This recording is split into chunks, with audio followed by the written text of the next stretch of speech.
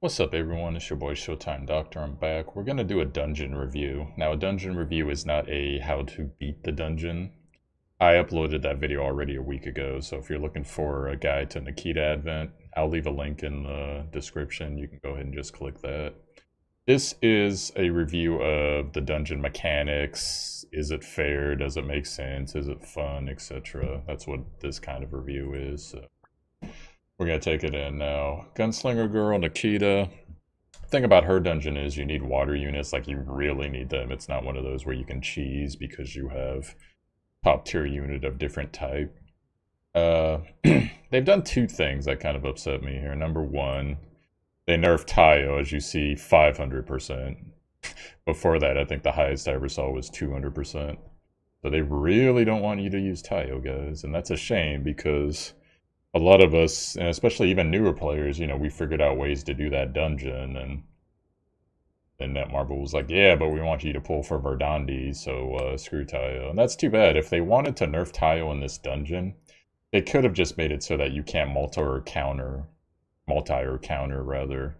And that would have been fair, because Tayo, he still would have did good damage in there, but he wouldn't have ramped up as fast, and he wouldn't have been doing the bonus damage, so that would have been fair, but nope. They nerfed him. And then Carolina, I was thinking about working up a Carolina as a, as a tank. Comparable to Marduk, because Marduk, he has his issues. Not as bad as, we all laugh at it, but, he still has some issues. Karen's super good in here. Unfortunately, I don't have a Karen. I do have an Esna. I haven't gotten a Verdandi yet. I'm about, like, 3 pulls or something away on the banner. And Verdandi is basically needed in this dungeon. You can probably do it without him, but he's basically needed in this dungeon. And that's kind of a theme with Netmarble of pushing their the hero that was on banner when the new Advent dungeon was released. So that's too bad. So the team that I can bring, I use Sid as my only non-water. Sid has pretty good usefulness outside of double res. The shield's pretty useful, especially on the second guy. And just overall good character. You can cleanse some things. Now, I elected to bring Aika in here, and one of the reasons I brought Aika in is because she has an ability where she increases your max health, and then she has 2 pretty fat heals and a damage reduction. So since the recovery amount in here is good as well, higher you get your life, the more recovery you're doing, especially if you're bringing in a Karen, which I unfortunately do not have. And then I chose May. I've been wanting to build May for a while, and May's really good. If you don't know how May works, basically when she's taunted, as the pigs do in here, she gets additional damage, and she also ignores defense because she gets this 4-leaf clover, not only at the start of her turn, but when she's taunted. So she can hit like a truck, but the issue is, not everything's going to taunt her, and she has a 70% chance to acquire this 4-leaf clover buff at the start of her turn, but honestly, it feels more like it's like 50%, so... And there's a theme here that I don't like about Water Deeps, but overall she contributes, she does well. Esna, she's a bonus hero. She basically increases your max life, so once again, max life increased from her 3, and then max life passively from Esna. Esna does good damage in here, it's just hard to get copies of her. I've only gotten 1, which I chose to skill up her buff. Mental Seal, works okay on the pigs, but just overall still, though, a really good hero. Now, the only thing I do not like, and I always have to take a friend Verdandi with me, the thing I do not like about the water heroes that are left to DPS in this dungeon, I will show you guys. Select which one. I'll bring reviews. Alright, so let's get this started. Now, granted, if you have a Verdandi yourself and you have a double Verdandi you can run, this dungeon's probably pretty cake for you. Even if your Verdandi is not built up, you can probably get a friend Verdandi. Now, this first phase here, you fight these 2 pigs. Now, the thing about these pigs are, every time they're attacking, including counterattacks, they're amping their damage. They have abnormal status immunity, so even if you had a taunter in here or whatever, at least for the first 5 turns, you can't do anything to them. And then they have element damage reduction, so essentially water is the only thing that really does damage to them. Now check this out. Guaranteed to multi-strike and deal massive damage when attacking non-water enemies. Berserk rages when the enemy revives. Revives one time upon death. So in this dungeon, they've chosen to punish the revive mechanic that a lot of us use. Because this is kind of a soft DPS race, these first two guys, but the next two phases are hard DPS races. You have so much time to DPS or else. But the issue with these pigs are, they penetrate 100%. They have cone attacks for everything they do. They have a stomping attack, and they have a taunt. So in my opinion, that's a little bit too much. You either need to get rid of the cone attack for one of those abilities, or you need to get rid of, because you got to fight these guys again in phase 3. The CC is a little bit too crazy. You need to bring the chances percentage down, in my opinion, for most new players. But so right here, you see my Ica goes first. She's actually has a little bit of speed on her. But I do not actually want to attack these pigs with my Ica. She can charm them, but the problem is if she gets one of their attention, they're going to come over here and hit. And if either of the other pigs happen to multi or whatever, Sid's going to get hit twice. Sid's going to die. And then they're both going to berserk. And then Sid's going to be down his self-res. So I always skip with Aya first. And you see he took one hit there.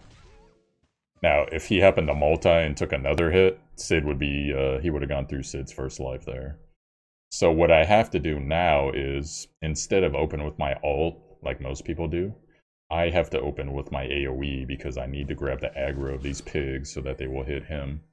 And likewise, I'm going to skip my turns on everyone else that is not either Esna or Verdandi. And my bad, I know guys, Verdandi's a girl. Yeah. In before the billion comments of everyone who thinks they contribute to this video. Oh yeah, Verdandi's a girl. Oh yeah, blah blah blah. So anyway, so that's that stomp there. And so we're getting to the point of where I can explain why I don't like this water lineup for DPS, and I should have actually built Julie if I wasn't going to have a Verdandi. Number one, Verdandi, she gets... at the beginning of her turn, every phase, or at the beginning of every phase, I should say, she gets automatically the 100% chance to crit buff. But that can be blown on a counter, as just happened earlier there. Now, when she gets hit normally, it's about a 50% chance to proc, I believe.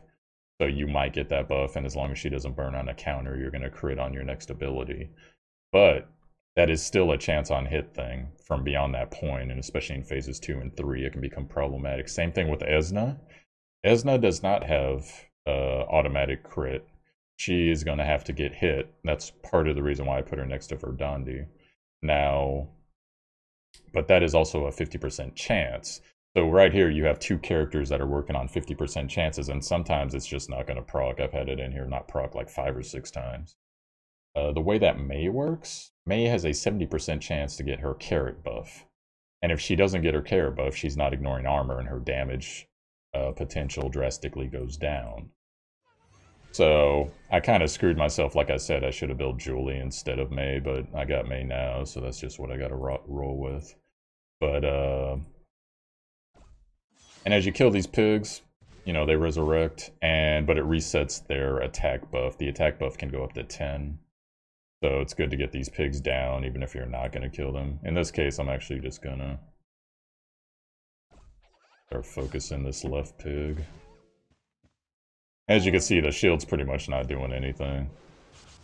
So it's kind of useless on this first phase, except for the stump. So one pig down. So what you normally want to do if you're in this dungeon, you just get as many of your cooldowns back as possible. The pig got charmed there, so he's going to skip his next turn. So I'm going to likewise do the same. Now, I want to go into the next phase with Esna's crit buff, which is this one right here. So I'm actually not going to attack with her, and we were going to try to get some cooldowns back while keeping everyone healed. Now, eventually, this pig's going to get plus 10 on his attack, so it's going to become pretty hard to heal through that. So another thing how Verdandi works. She puts up a anti-revive debuff. It seems to be when she crits. I forget exactly how her kit works, but I believe that's how it works. So as you see there, that carrot right there signifies the buff for Mei as far as the ignore armor buff. So we're gonna go ahead and just push through this. As we kill him one more time.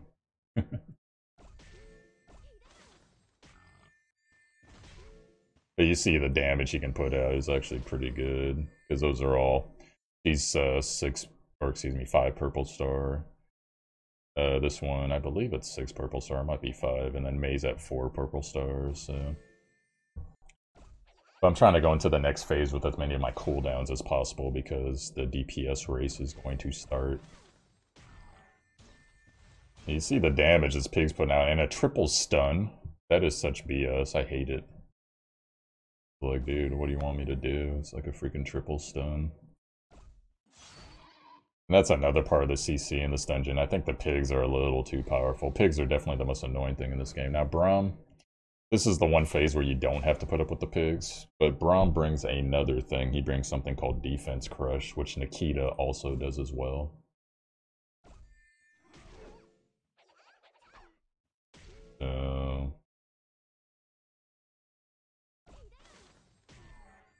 Now, this guy does not pierce, so the shields fully work and damage reduction works. That is good. Now, he has a DPS race right here to where after 10 turns when you get in the dungeon, but it's 8 turns now, 8 of his turns, he will berserk and basically start doing AoEs.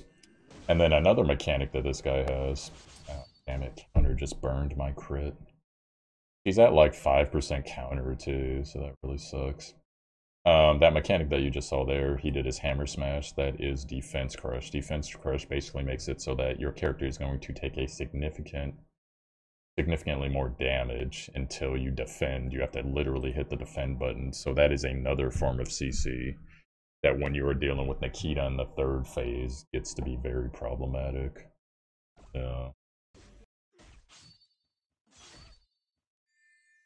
So we gotta go ahead and just hit defend.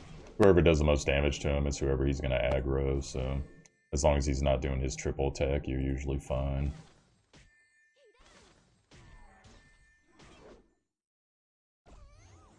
Now, another mechanic that this guy has, I don't know if we'll get to see it, but if anybody resurrects, including self-resurrection, he gives himself a fat heal, probably right about now where he's at 25 or 254. He would probably heal into the 400,000s range. It's a pretty damn big heal. And basically, in most cases, even one of those heals goes off, you're pretty much done in this phase.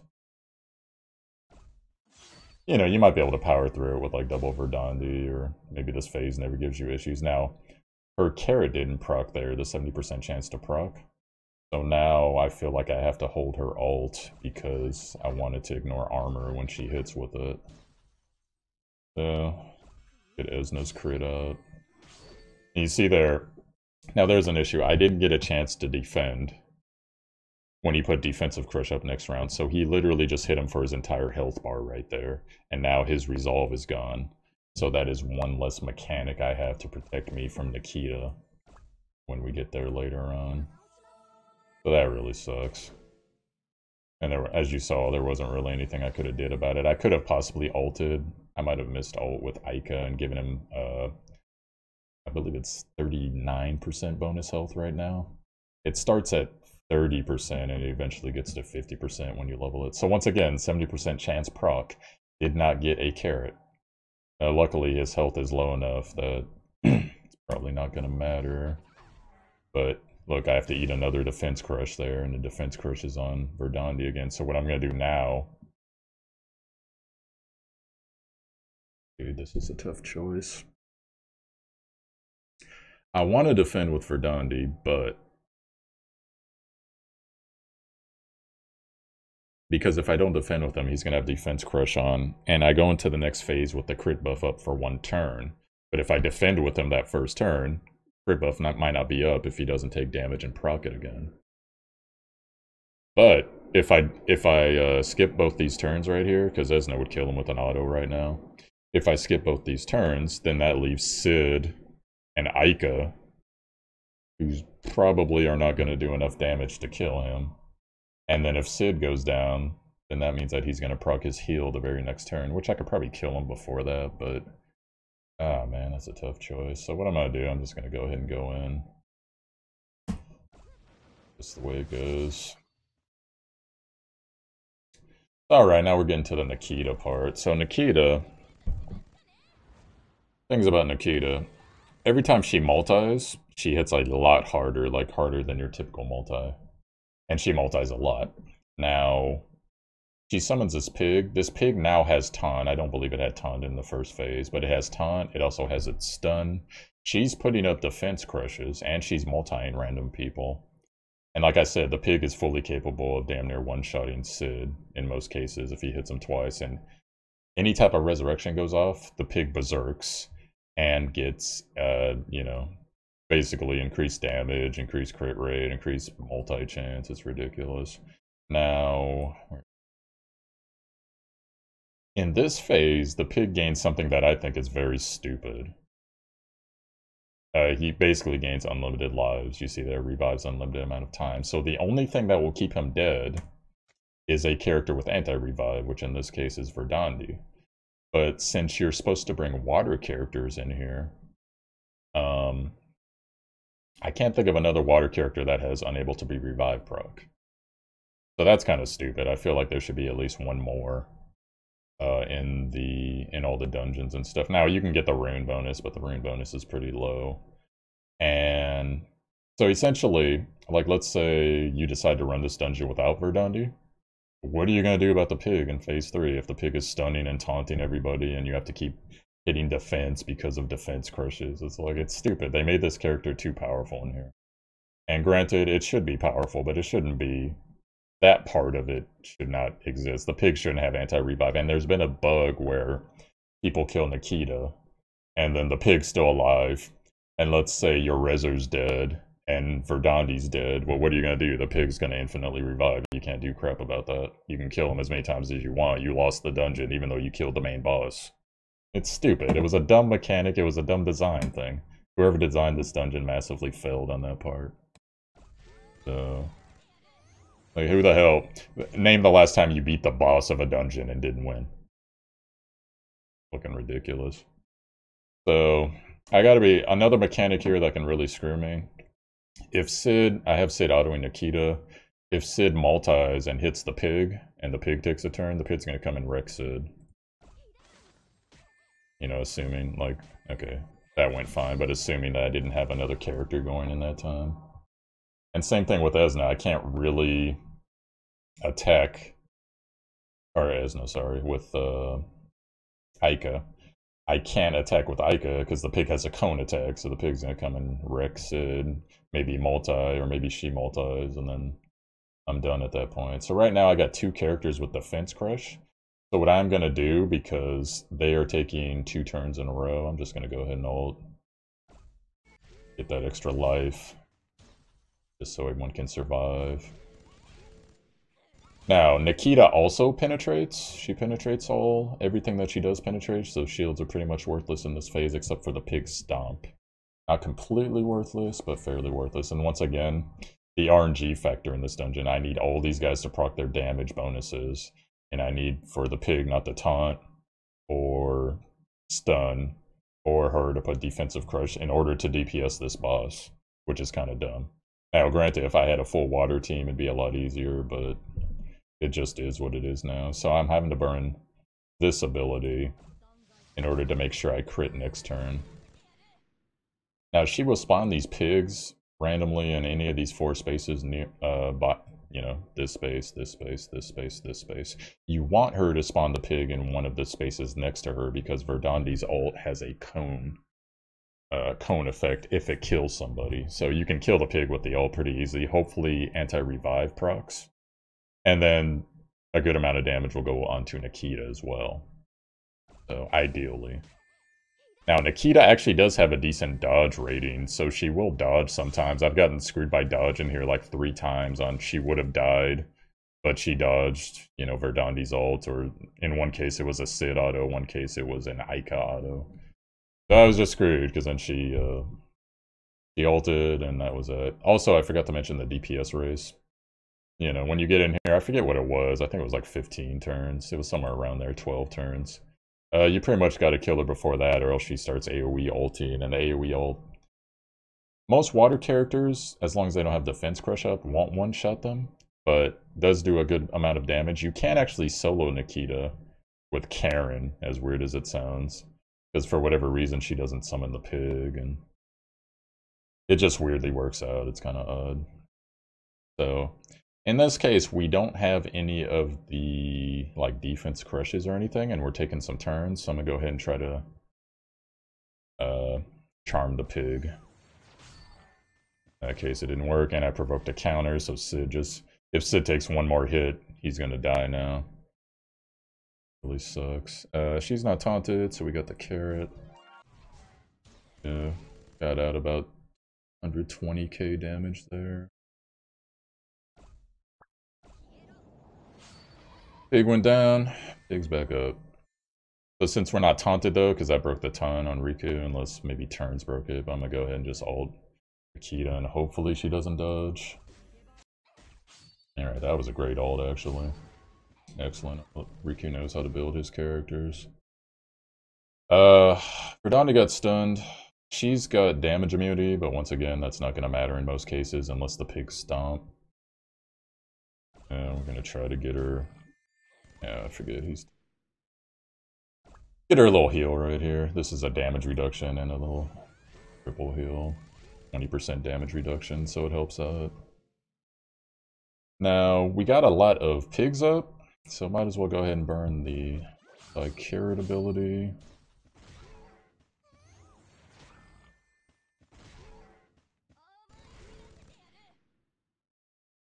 See, I'm getting really lucky here that she's not putting up a lot of defense crushes.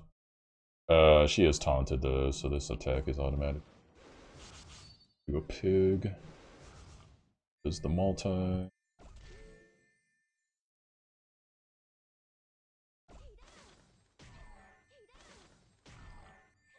And overall, this encounter itself, it's tough because of the pigs. We got a revive, anti-revive proc there. But it's not like super impossible. If you have a full water team with Verdandi, you can actually get this dungeon on a pretty good farm click. But there's so much RNG for a team like mine. Because, you know, I was one of those guys that invested 6 purple stars in the Taio, so I was expecting you were going to be able to use them when the first Fire Advent came out. Silly me, right? So she's taunted, so I'm going to save my ult, because she only has 2 turns until she's going to basically berserk, so I'm hoping that Isna... Yeah, she just got her buff, so hopefully she doesn't get taunted.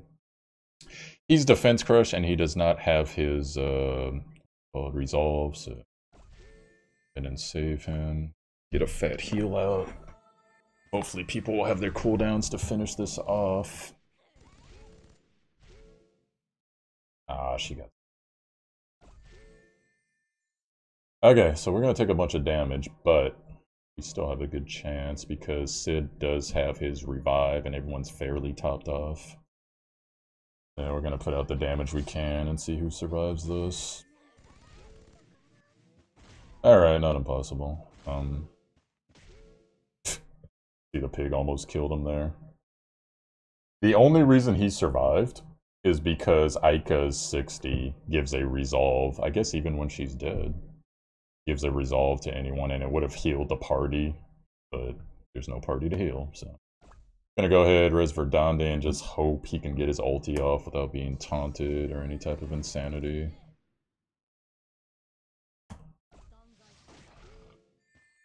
And he got taunted. And she ulted.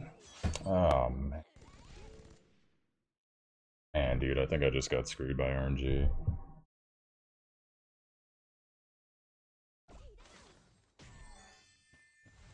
Yep. So that's that. That's just the way it goes sometimes, guys. If Verdandi would have got his ult off, that would have been great, but fortunately for me, the pig did his job. But see, that's the thing I don't like is proc damage. They shouldn't have made this many water healers have to be either proc damage or at the beginning of their turn damage. That's kind of silly.